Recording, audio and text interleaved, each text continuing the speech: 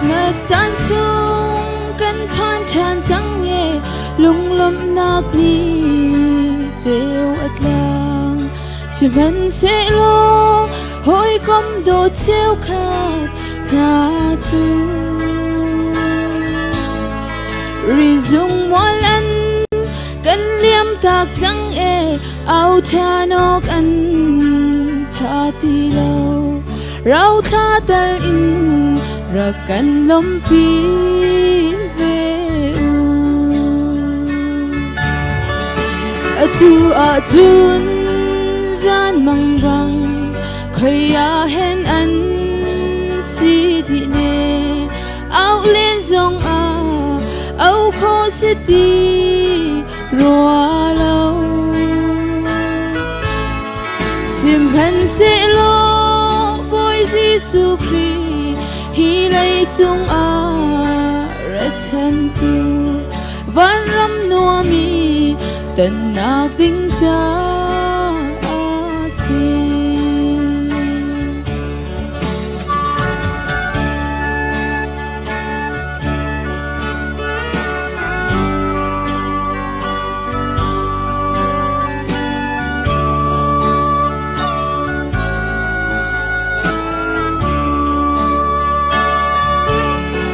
liam cha chan kha ka ngai theo to ne zu boy khat a nom te sung thau nu thum chum rol dum ti leo chan kha mi thama a hung chuang chan to ne Christmas ni sung kan phak tin ka ngai tu ke sung khar tin liêu atu a chun zan mang bang khơi a then an si di ne au len zong a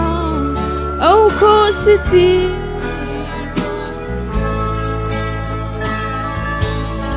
sim han se lo boy Giêsu Christ chung a ra chân du van ram noa mi tân ak ding cha a si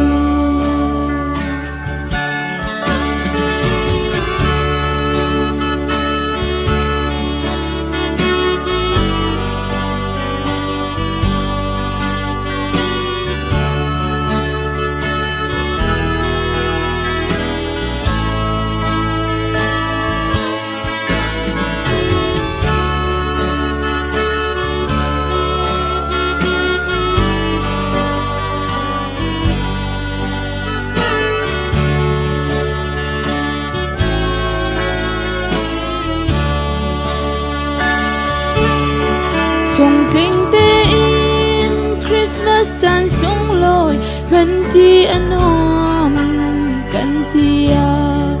chung khar ting lau mi kan tam chin leng mang e dây ruang a hen chin lung se wangin kan nun na khi kan chia ton hoi dot na nun na khi tha tên roa toa atu a chun